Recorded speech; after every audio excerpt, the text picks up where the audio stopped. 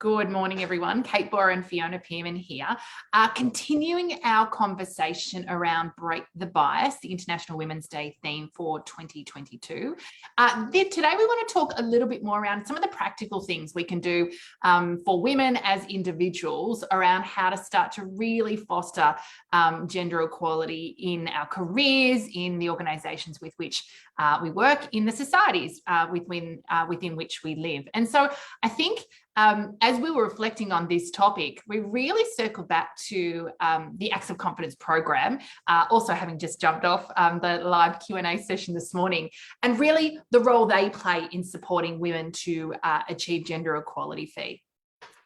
Yes, there's so much richness in these 7 acts of confidence. And when we think about where we start with that journey, this piece about getting clear and setting goals, actually knowing what it is that I want to be known for, who needs to know it, really understanding and digging in a little bit so that other people get a vision and an understanding of what it is that we can offer and what we can share and contribute into our organisations.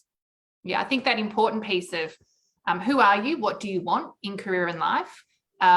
What do you need to be known for? Who do you need to be known by? Right? Getting great clarity around all of those things sounds super simple, but in our experience, it's not. In fact, getting clear is often one of the biggest roadblocks for setting goals, achieving goals, and taking action. So I think this is a really important piece to dig into a little bit, to spend some time, not waiting for perfect clarity. I think that's important that we call that out as well, that we, do the work to get information, to be able to get some good data sets, to make some decisions. That is also an important part of getting clear, is actually making the decision rather than staying in that procrastination loop. So clarity in our experience is key to confidence. It creates confidence. So I think that's really important. Of course, once we've got clarity, we want to move into taking action. And I think there's a couple of pieces here that are really important.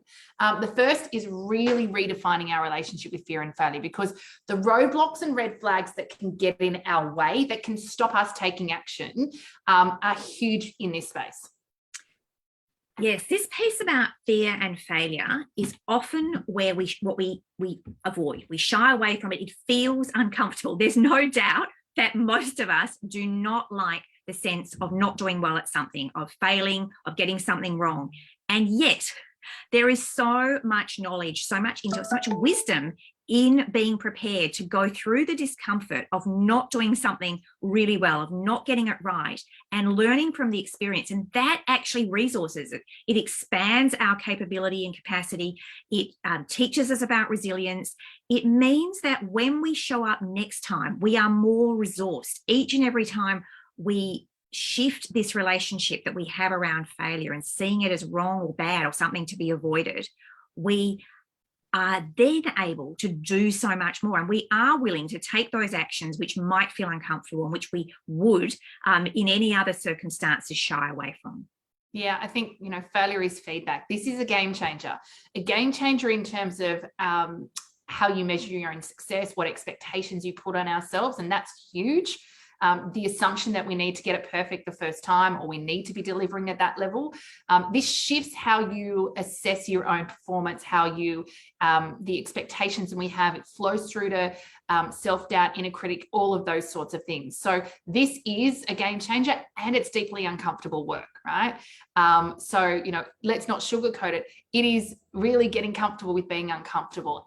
Incredibly important. And I think even more important to hold, which is why whenever we talk about failure and feedback, we also talk about resilience, because being able to take care of ourselves in that time when things aren't going perfectly, when we are, experiencing pain, because it is uncomfortable to be learning and to be getting things wrong. And that's part of what's happening in that moment, is to be able to take care of ourselves. And I think the other piece that's really important here is being able to ask for help through that time and ask for what you want. So often we sit in these experiences in what I would say in isolation, right? In our own box, with our own thoughts, often kind of ruminating on them. And the importance of actually being able to get out, have conversations with others, develop and leverage relationships in an authentic and in a way that is in good exchange with those people is incredibly powerful and important when it comes to, us really getting in the driver's seat of our careers and lives.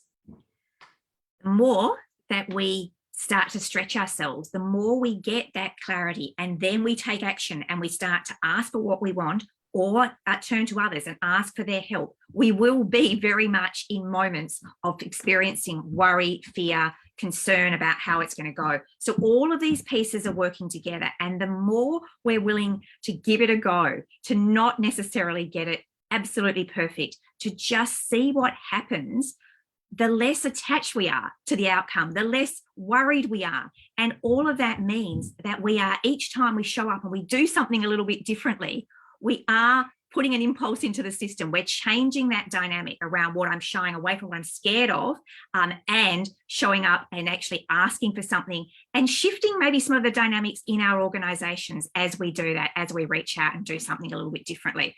So, from small things, big things grow. And we really love that ripple effect that we see women have in their organizations when they take some of these acts of confidence on, when they show up, when they do things differently in their organizations. And we're super excited to see that and the impact it does have on overall dynamics. So remember, the act of confidence comes before the feeling of confidence. We're super excited to be extending the conversation that we're having today and this month, actually, in a workshop next Friday, 8 till 10 Australian Eastern Daylight Time. Break your bias and blind spots. We're going to be digging into the 5 main biases that get in the way of women's career progression. Got an awesome assessment tool to help you understand and get some reflections around what's going on for you. And most importantly, going to have some good conversation about resourcing you to navigate those bias and blind spots. So if you'd like to join us, the link is below. Check it out, and we'd love to see you there.